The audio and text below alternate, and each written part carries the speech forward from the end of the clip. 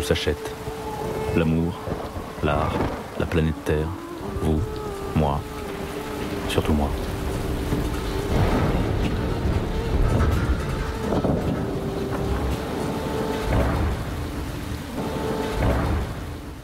Si vous viviez dans un monde de plaisir permanent, sans souffrance ni douleur, un monde qui vous semble parfait et qui ne place jamais aucun obstacle sur votre chemin, est-ce que vous seriez heureux?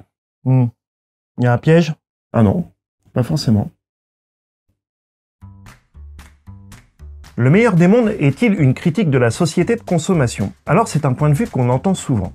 Bon, déjà, on va donner une petite définition. La société de consommation est un ordre social et économique basé sur la création et la stimulation systématique d'acheter des biens et des services dans des quantités toujours plus importantes. Alors, je reconnais que c'est une définition très rapide, mais si le sujet vous intéresse, il y a plein de livres qui en parlent, et notamment celui de Jean Baudrillard, intitulé tout simplement La société de consommation. Alors pour aller vite, au XXe siècle, la production industrielle, ça y est, on maîtrise. Les méthodes sont de plus en plus efficaces, ce qui fait qu'on est capable de produire tout un tas d'objets. Alors produire plein d'objets, c'est bien beau, mais qu'est-ce qu'on peut en faire ensuite? Eh ben, il faut les vendre. Alors vendre un objet dont l'utilité est évidente, par exemple un couteau, ça va.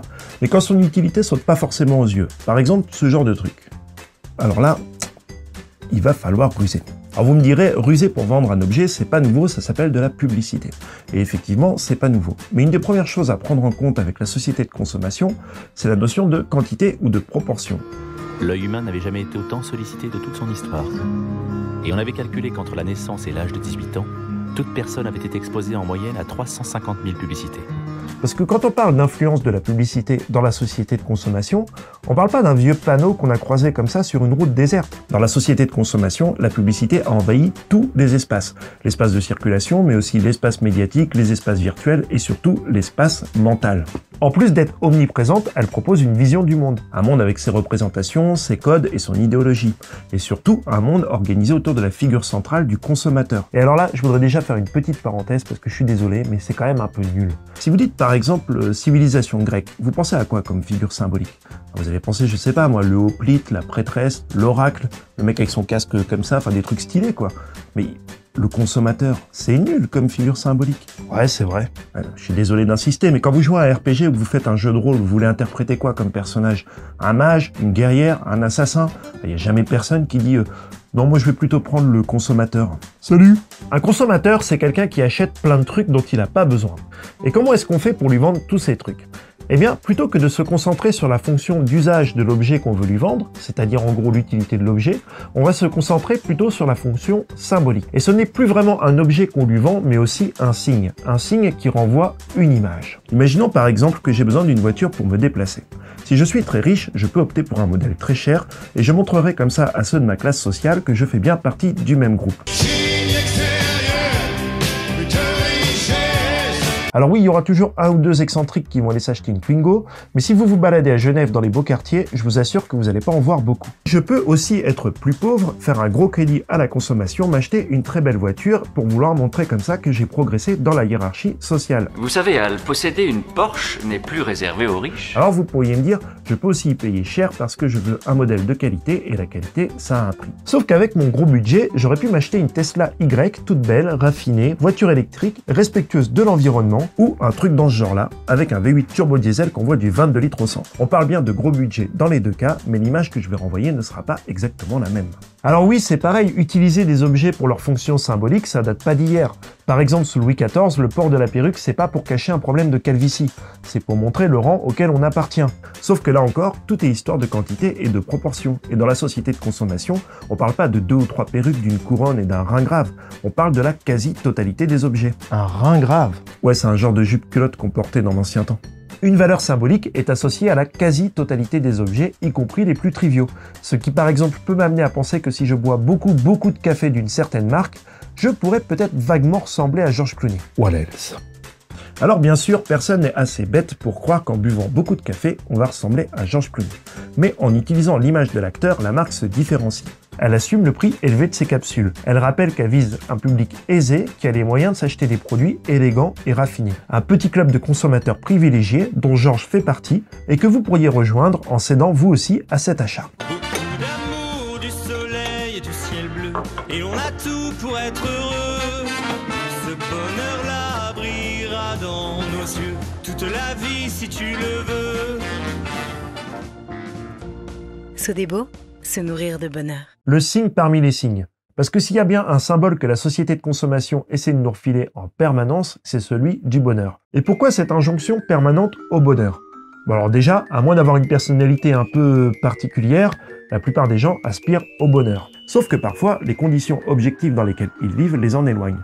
Mais c'est pas grave, parce que dans ce cas, on peut toujours leur vendre des petits bouts de bonheur symbolique pour compenser. Parce que dans la société de consommation, tout est quantifiable.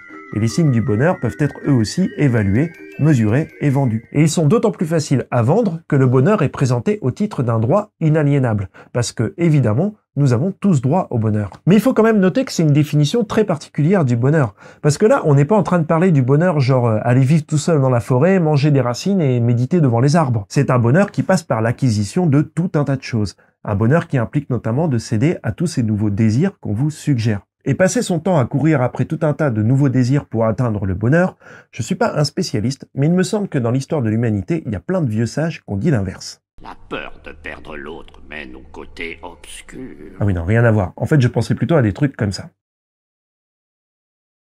Bon, je m'arrête là parce que maintenant, il faut qu'on parle du meilleur des mondes. Mais j'ai fait qu'effleurer le sujet. Je vous promets, j'ai vraiment fait que l'effleurer. Mais si vous voulez lire quelques romans qui parlent du sentiment de vide existentiel que les individus éprouvent dans la société de consommation, je vous conseille par exemple Les choses de Georges Perec. Et puis, évidemment, il y a Michel Houellebecq parce que pour moi, c'est un des sujets qui traverse toute son œuvre. Je pense que c'est aussi le cas pour Bret Easton Ellis. Mais pour en revenir à Houellebecq, ça fait plusieurs fois que je le cite dans ses vidéos consacrées au meilleur des mondes, mais c'est parce qu'il y a beaucoup de passerelles entre les deux et on y reviendra. Alors vous aurez noté que ce sont tous des auteurs de la seconde moitié du XXe siècle, et les deux derniers d'ailleurs sont même encore vivants. Ce qui fait qu'ils ont eu du recul pour écrire sur les effets de la société de consommation. Mais le meilleur des mondes, c'est quand même 1932. Cela dit, dans les années 20, il y a déjà des petits signes ici et là. Et s'il y a un truc pour lequel Aldous Huxley est super fort, c'est de repérer les petits signes et d'imaginer ce que ça pourrait donner plus tard. Et il se trouve qu'un nouveau phénomène émerge aux États-Unis. Une sorte de proto-société de consommation qui porte un nom qui pouvait encore faire rêver les enfants dans les années 80. Mais c'était une autre époque.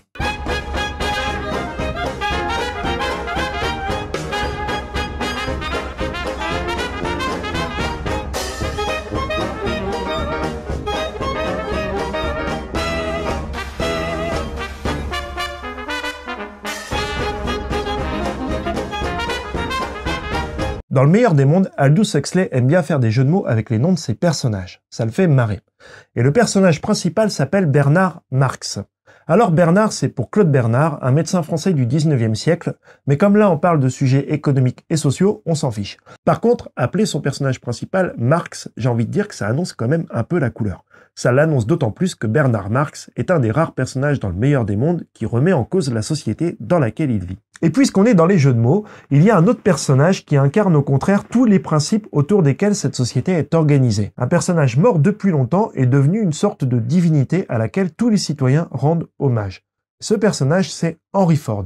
Et c'est bien le Henry Ford des voitures Ford et de la méthode industrielle. Alors le Fordisme, c'est en gros le travail à la chaîne et la fabrication en série.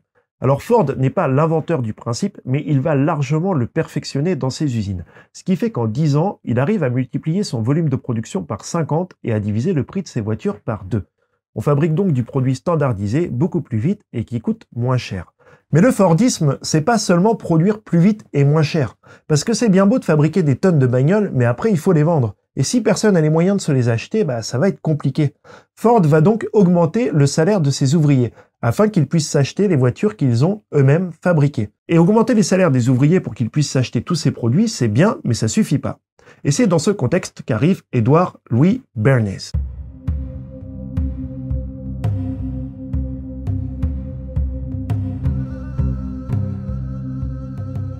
Edward Louis Bernays est né en 1891 à Vienne, mais c'est aux États-Unis qu'il va faire carrière. Lui, ce qu'il adore, c'est de manipuler les gens.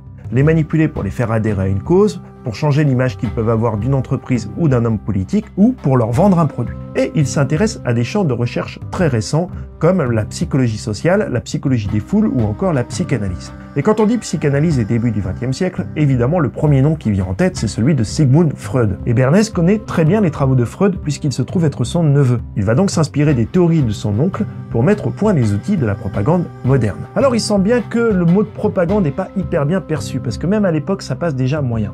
Bernays va donc inventer le terme de relations publiques. C'est vrai que relations publiques, tout de suite, ça sonne mieux que propagande. Et cette histoire de relations publiques, ça va beaucoup intéresser les industriels américains qui désormais sont capables de fabriquer plein d'objets et qui aimeraient bien pouvoir les vendre. Pour Bernays, vous ne devez pas supplier un client de vous acheter un produit, mais vous devez au contraire l'amener à vous supplier de le lui vendre. Et à ce petit jeu-là, il est très fort. Par exemple, c'est à lui qu'on doit le cliché qu'un vrai Américain, tous les matins, ça mange des œufs et du bacon. En fait, c'est pas vrai. Ça n'a pas toujours été comme ça. À l'époque, il travaille pour l'industrie agroalimentaire et il va payer des médecins qui vont défiler chaque jour dans les médias pour raconter que manger des œufs et du bacon chaque matin, c'est excellent pour la santé. Alors je sais qu'il faut pas dire je suis pas médecin, mais je suis pas médecin, mais là quand même, je suis pas sûr, hein, s'il y avait que ça. Parce qu'après, il est allé travailler pour les industriels du tabac. Et eux, il y a un truc qui les énerve. Parce que dans les années 20, une femme qui fume, c'est mal vu. Et c'est quand même dommage parce que si c'était pas le cas, ça pourrait d'un seul coup doubler leur marché. Bernays va alors avoir une idée.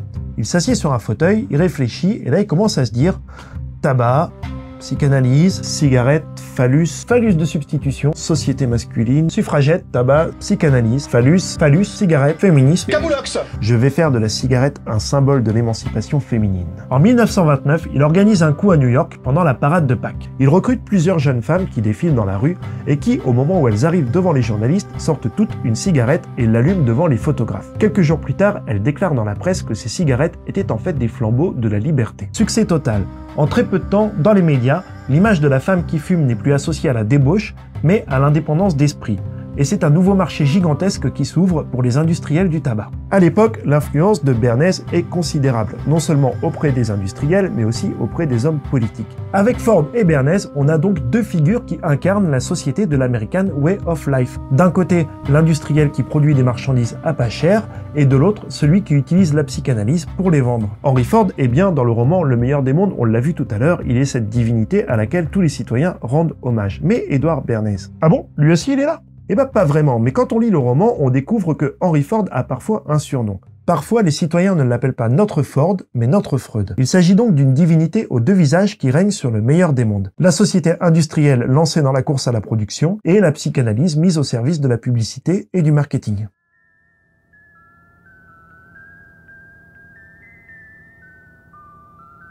Dans la plupart des dystopies, la stabilité c'est super important. J'en avais parlé dans la première vidéo.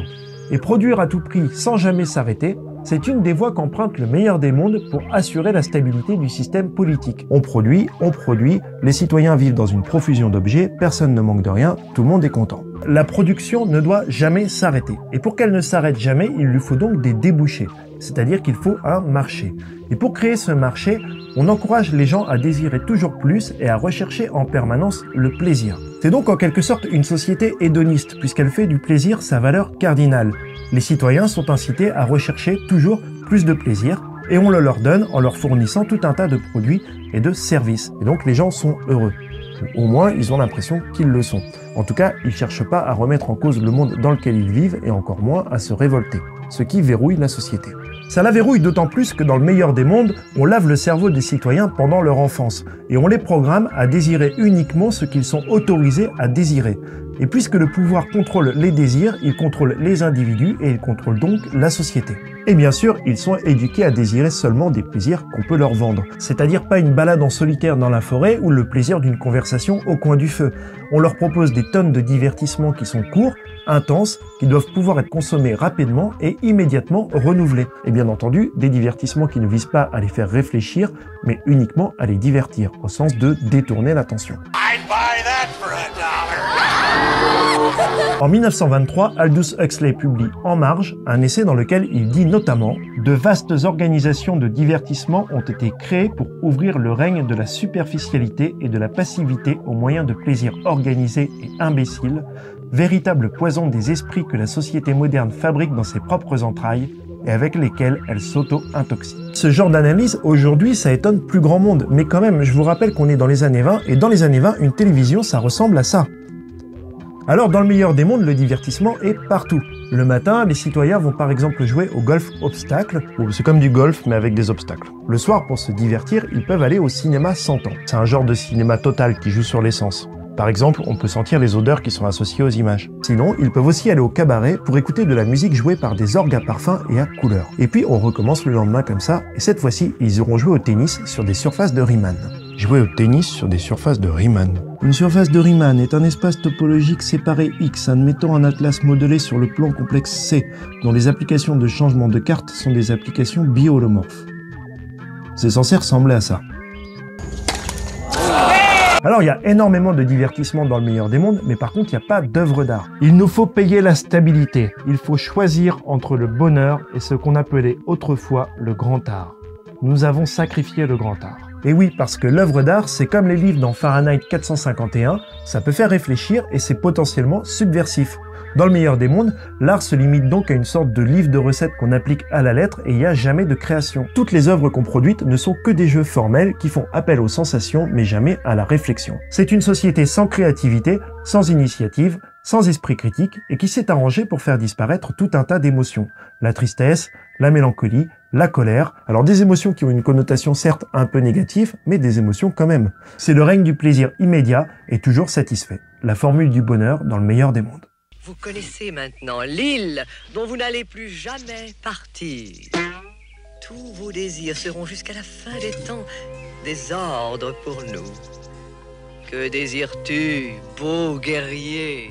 Quand je regarde les 12 travaux d'Astérix, je me dis que j'aurais peut-être jamais réussi à passer l'épreuve de l'île du plaisir. Et pourtant, en apparence, c'est quand même une des épreuves les plus simples. Enfin, je veux dire, il n'y a pas besoin de potions magiques ou d'élaborer un plan super intelligent, il faut juste se barrer. D'ailleurs, quand j'y réfléchis, je me dis que la seule épreuve que j'aurais été capable de réussir, finalement, c'est celle-là. Quelle est la pile de linge qui a été lavée avec Olympe, la lessive des dieux ? Ce qui me fait me dire que moi aussi, au grand jeu des figures symboliques de notre société, j'ai tiré la carte toute pourrie du consommateur. Pour en revenir à l'épreuve de l'île du plaisir, Astérix et Obélix ne sont pas retenus par des moyens violents. C'est beaucoup plus efficace de susciter en eux le désir de rester. Et d'après Neil Postman, c'est exactement ce principe qui fait la différence entre 1984 et le meilleur des mondes. Orwell prévient que nous serons vaincus par une oppression imposée de l'extérieur. Mais dans la vision de Huxley, aucun Big Brother n'est nécessaire pour priver les gens de leur autonomie, de leur maturité et de leur histoire. Les gens en viendront à aimer leur oppression, à adorer les technologies qui défont leur capacité de penser. Comparer le meilleur des mondes et 1984, c'est tentant, parce que c'est un peu comme si c'était les Rolling Stones et les Beatles de la dystopie. Les deux imaginent un avenir avec un pouvoir très autoritaire qui contrôlera entièrement ses populations. Et ils font aussi tous les deux cette déduction à partir de ce qu'ils observent à leur époque. Mais la différence, c'est qu'ils ne sont pas du tout d'accord sur la méthode qui sera employée. Parce que pour 1984, cette aliénation sera contrainte, alors que pour le meilleur des mondes, elle sera consentie. D'ici à la prochaine génération, je pense que les leaders mondiaux découvriront que le conditionnement des enfants et que l'hypnose sous narcotique sont plus efficaces. Bon, conditionnement des enfants et hypnose sous narcotique, ça va, on n'en est pas encore là. Ouais, sauf que si t'avais été conditionné pendant l'enfance et hypnotisé sous narcotique, bah tu t'en serais jamais rendu compte. Donc c'est peut-être arrivé. On n'en est pas encore là, mais on peut par exemple penser à ce que sont les effets de la publicité sur un enfant dans une société entièrement organisée autour de la figure du consommateur. Et puis il y a aussi une grosse différence entre le meilleur des mondes et le nôtre. C'est que dans le meilleur des mondes, à part un ou deux marginaux, tout le monde est heureux. Dans le nôtre, je suis pas sûr. Alors certes, les méthodes utilisées pour y parvenir sont peut-être discutables, mais si elles permettent de rendre tout le monde heureux, qu'est-ce qu'on en fait? Est-ce qu'on les met à la poubelle? Par exemple, pour Michel Houellebecq, il faut bien sûr les utiliser. C'est d'ailleurs ce qui lui fait dire que le meilleur des mondes n'est pas une dystopie, mais bien une utopie. Faire passer ce livre pour un cauchemar totalitaire est une hypocrisie pure et simple. Sur tous les points, contrôle génétique, liberté sexuelle, lutte contre le vieillissement, civilisation des loisirs, Brave New World est pour nous un paradis. Bon, c'est un point de vue, mais après tout, chacun sa définition du bonheur. Mais ce qui est sûr, c'est que pour accéder au paradis dont nous parle Houellebecq, il y a quand même un ticket d'entrée. Un prix à payer dont nous parle Huxley dans une lettre écrite 1 an avant la parution du meilleur des mondes. Une vie sans guerre, sans violence, sans la crainte d'une maladie cruelle, ne vaut-elle pas les slogans stupides, les diffuseurs de parfums, les jeux et l'absence d'une liberté ignorée? Mais alors, Le prix à payer est la liberté de refuser la servitude, la liberté de choisir, de grandir, de changer. Le prix à payer est aussi les relations humaines profondes et variées, la vertu, le courage, la volonté, la foi, échangées contre l'uniformité et la misère spirituelle. Non mais en fait, il n'y a pas un prix à payer, là, il y en a plein. Oui, mais il y a quand même un mot qui est revenu 3 fois. Alors je ne sais pas si vous l'avez capté. Je vais donc vous laisser quelques secondes pour deviner avant que William Wallace, qui est un grand spécialiste du sujet, vous donne la réponse. Mais dépêchez-vous de trouver quand même parce qu'il est en train de souffrir grave. Le prisonnier souhaite dire un mot.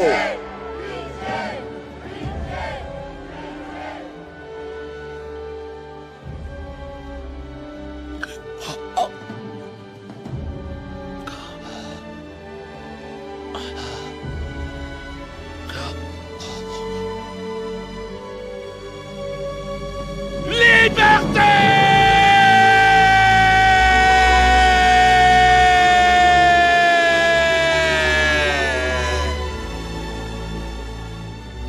Et oui, peut-être qu'il souffre, William, mais il est libre. Et franchement, qu'est-ce que la souffrance quand on est libre?